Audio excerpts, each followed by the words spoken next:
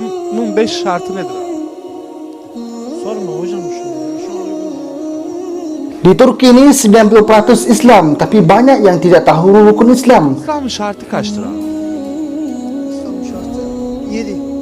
Sayar mısın? Hiç bilmiyorum. Mereka Islam tapi tekan nombor itu perkara biasa. Sekarang ni berlakunya sesi orang mengambil nombor ekor. Normal lah kalau orang pakai tudung beratur ambil nombor ekor tu biasa. Kenapa mereka ni berlumba-lumba? Sebab mereka sedang beli nombor ekor untuk dicabut pada tahun baru 2023 ni. Sebab dia punya price tu grand price lah besar.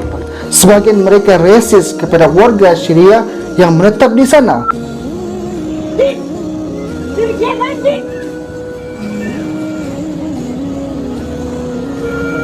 Türkiye'yi bakın. Mereka Islam tapi tidak berpuasa. Bir sorum daha olacak. Müslüman mıydınız bu arada? Evet. Elhamdülillah Müslümanız. Aynen. Oruç muydunuz bugün? Kahve içiyoruz zaten. Değiliz. Değiliz. Mereka Islam tapi tidak tahu apa itu mandi wajib, wudhu, selawat dan sebagainya. Neden alınır? Vallahi onu bilmiyorum. Pek Nasıl alınır? bilmiyorum o konuda hakkı bilgim. Abdest nasıl alınır dayı? Bilmiyorlar, normaldir ya. Nasıl alınır abdest? Valla ben de bilmiyorum. Kerana mereka sekuler dan masih lagi dalam fikiran mereka memisahkan antara urusan agama dengan urusan perkara-perkara dunia yang lain.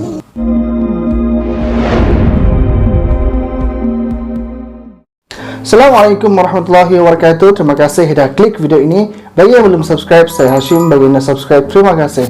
Sahabat semua, apa kabar? Semoga sehat selalu dan dipermudahkan dalam segala urusan. Hari ini Erdogan berusaha untuk mengembalikan Turki ke zaman kegemilangan Islam, iaitu zaman Khilafah Utsmaniyah. Sebagaimana yang kita lihat dengan pembukaan Hagia Sophia, tempat bersejarah yang sebelum ini telah ditawan oleh Sultan Muhammad Al-Fatih dan ia merupakan gereja ortodoks. Tetapi pada tahun 1453 ia diubah menjadi masjid. Tapi pada tahun 1934, zaman Mustafa Kemal Atatürk, zaman kejatuhan Khilafah Islamiyah 1924, maka ia telah dijadikan museum sehingga kan semua orang boleh masuk dengan memakai kasut, dan ia telah pun merendahkan martabat status masjid tersebut. Tapi pada tahun 2020 sehingga ke hari ini, Hagia Sophia telah pun dibuka semula menjadi masjid oleh Erdogan dan mendapat sambutan yang luar biasa daripada rakyat Turki yang rindukan syiar Islam dan syariat Islam dikembalikan di bumi Turki. Sahabat semua, Erdogan juga merupakan presiden pertama setelah penubuhan Turki yang membebaskan wanita berhijab,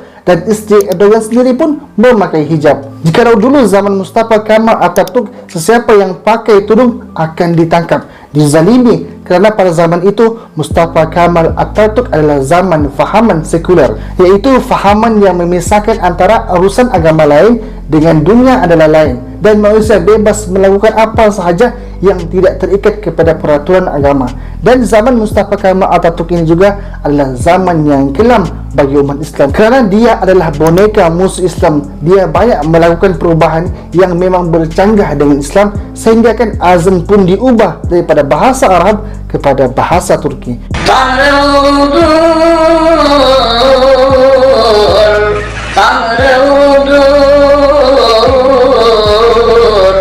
Şüphesiz bildim, Tanrı'dan başka yoktur tapacak. Şüphesiz bildim,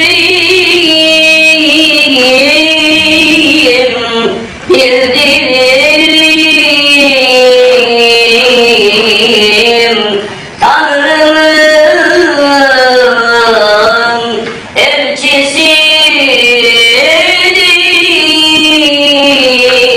elçisidir Muhammed. Haydi namaza, haydi namaza, haydi felaha. Masjid-masjid pun ditutup, minuman arak dibebaskan. Oradaki halkadaki oturanlardan bir tanesi içmedi öndekilerden. Atatürk'ün nazar dikkatini celbetti. Siz niye buyurmadınız dedi. Efendim buranın hocası, imamı filan dediler Atatürk'e. Canım bu sıcak havada dedi, Hoca Efendi'ye soğuk bir şey getire. Tabi buzdolabı falan olmayınca ona bir ayran getirdiler. Tabi sıcak. Atatürk gene memleket davalarına falan valiyle ileri gelenler konuştuktan sonra dedi ki hocaya, hocam dedi bak bu hava sıcak dedi, böyle sıcak havada böyle buzlu bira içilmez mi dedi. Haram dedi. Niye haram diyor Atatürk, soruyor. Haram diyor, cevap veremiyoruz. Bunun hakkında bir ayet-i kerime, bir hadis-i şerif yok mu diyor Atatürk, yaklaştırıyor. Yine melarang rakyat daripada menunaikan haji, membolehkan perkawinan yang berbeza agama dibolehkan, menukar Al-Quran kepada bahasa Turki sahaja, dan banyak lagi perkara-perkara yang dia membiarkan rakyatnya berada dalam kebodohan dan dosa. Dan memang itu pun cara untuk terus berkuasa seperti mana Fir'aun, yaitu membiarkan rakyat terus berada dalam dosa, berada dalam fasik dan bodoh. Bila ada rakyat bodoh, maka akan mengikuti apa sahaja perintah daripada penguasa. Dan sehinggalah ketika Mustafa Kemal Atatürk mati, dan banyak yang mengatakan bahawa kawasan kubur Mustafa Kemal Atatürk ni berbau disebabkan kerana apa yang telah dia lakukan dulu terhadap umat Islam di Turki dan perubahan-perubahan yang dia lakukan. Sahabat semua, setelah Turki terus-menerus bertahun-tahun menjadi negara sekular yang mula berubah pada tahun 2001 ketika Erdogan menjadi presiden pada ketika itu, maka zaman pemerintahan Erdogan inilah banyak perlahan-lahan agama Islam dikembalikan, dimartabatkan, membuka masjid-masjid yang sebelum ini ditutup, juga membuka madrasah, memberi ruang untuk rakyat Turki mendekatkan diri kepada Islam, dan juga mengembalikan ekonomi Turki stabil, sehingga Turki menjadi antara 16 negara pertumbuhan ekonomi terbesar dunia, dan juga menjadikan Turki negara yang bebas daripada hutang, serta pembangunan yang dulunya hanya memiliki 26 bandar besar kini menjadi 50 bandar yang besar, dan juga jemaah haji dan umrah mereka dipermudahkan segala urusan untuk melakukan ibadah tersebut. Boleh dikatakan Erdogan ini menjadi contoh yang baiklah daripada segi ekonomi, daripada segi agama, sebab dia sendiri boleh membimbing rakyatnya, dan dia sendiri boleh membaca Al-Quran, menjadi imam yang baik dan mempunyai akhlak yang baik. ولا تحمل علينا إصرا كما حملته على الذين من قبلنا ربنا ولا تحملنا ما لا طاقة لنا به واعف عنا واغفر لنا وارحمنا أنت مولانا فانصرنا على القوم الكافرين.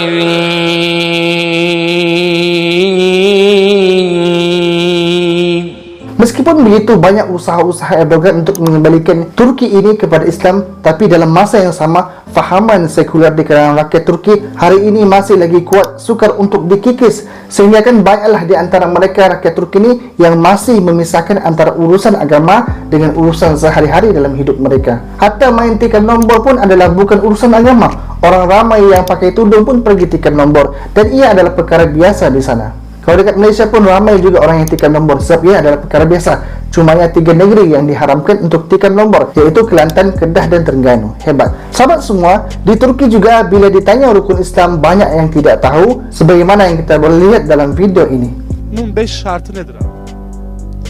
Sorma hocam şunu ya. Şu an uygun değil. İslam'ın şartı kaçtır abi? Vallahi abi ben sabah yediğimi unuttum ya. İslam'ın şartı kaçtır? Gel gözle. Beni bulma. Kızımı koyayım. Gel gözle. Müslüman mıyız abi? Tabii ki. İslam'ın şartı kaçtır abi? İslam şartı 7. Sayar mısın? Vallahi hiç bilmiyorum. İslam'ın kaç şartı vardır? 5. Sayar mısın? Sayamam. Bilmiyorum çünkü. Ditanya mengenai mandi wajib pun banyak yang tidak tahu, oleh kerana fahaman sekular di sana masih lagi kuat. Gusül abdesti niçin alınır? Boşver ülkeyi gusül abdestine bağlamayalım. Görüşürüz tamam. Gusül abdesti niçin alınır? Cenabet olmamak için. Abi bunu cevaplamayak ya. Nasıl alındığını da söyle. Ben abi böyle şimdi ayıp kızlar var şey var. Olmaz öyle. Başka soru sorsan. Ceren olmaz abi. Abi olmaz böyle bir soru olamaz. Kızlar var. Abdesti ne için alınır? Şeytandan kaçmak için yani. Nasıl alınır? Nasıl alınır? Vallahi abi ben yeni geldim de acelem var ya. Neden alınır? Vallahi onu bilmiyorum. Pek Nasıl alınır? bilmiyorum o konuda bilgim yok. Gusül abdesti niçin alınır ve nasıl alınır? Kim? Gusül abdesti niçin alınır ve nasıl alınır? Ben onu bilmiyorum hocam. Sehingga kan agama tidak boleh mencampuri urusan mereka yang lain, dan bila bulan Ramadan mereka bebas untuk tidak berpuasa disebabkan urusan yang lain, sedangkan puasa adalah kewajiban bagi setiap muslim. Müslüman mıydın bu arada bir de? Evet, elhamdülillah. Elhamdülillah Müslümansın. Niyetli misin kardeşim? Yok değilim. Değil mi? Yani öyle denk geldi bugün. Niye tutmadın? Planımız vardı. Dedik bugünlük öyle olsun da inşallah Allah affeder. Yani Plan neydi? Sorabilir miyim? plan öyle takılacaktık biraz. Öyle yemek falan. Tutun bugün.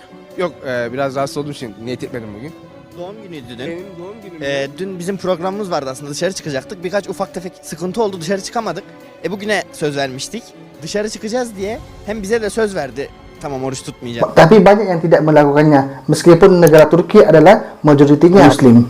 Ditambah lagi dengan rasis, sebagian rakyat di sana yang tidak mahu orang Arab, kerana anti Arablah begitu, dan anti kepada rakyat Syriah yang menetap di sana. Buradan nargile içerken benim Mehmetçiyim, benim gariban insanım. Senin gidiyor orada topraklarını koruyor. Bir saniye. Suriye'ye gidecek. Niye? Suriyeliler burada rahatça geçsin, sapıklık yapsın diye mi? Suriyeliler demeyeceksiniz. Ben isim vermiyorum. Suriyeliler atıyorlar ya. Her şey Suriyeli. Her şey Suriyeli.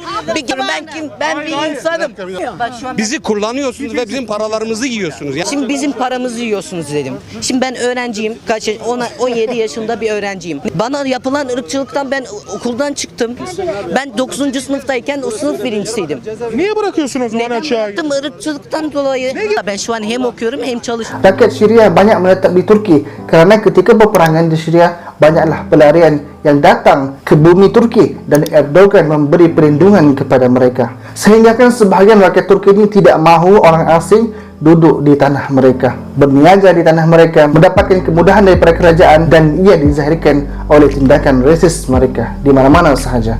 Dan dalam pilihan raya kali ini, Erdogan masih lagi tidak mempunyai majoriti melebihi 50% undi, walaupun setelah 2 kali melakukan undi. Erdogan dicabar oleh Kemal Kılıçdaroğlu daripada Parti Rakyat Republik, dan Kemal ini merupakan generasi yang memperjuangkan agenda dan juga fahaman Mustafa Kemal Atatürk, yaitu sekular, dan dia bercita-cita untuk mengembalikan Turki ke zaman Mustafa Kemal Atatürk, yaitu zaman sekular. Bakal menjadikan Hagia Sophia sebagai muzium semula, bakal memberi kebebasan kepada rakyat Turki untuk tidak terikat kepada peraturan dan agama, dan sehingga kini dia telah pun mendapat undi 45%, sedangkan Erdogan 49%.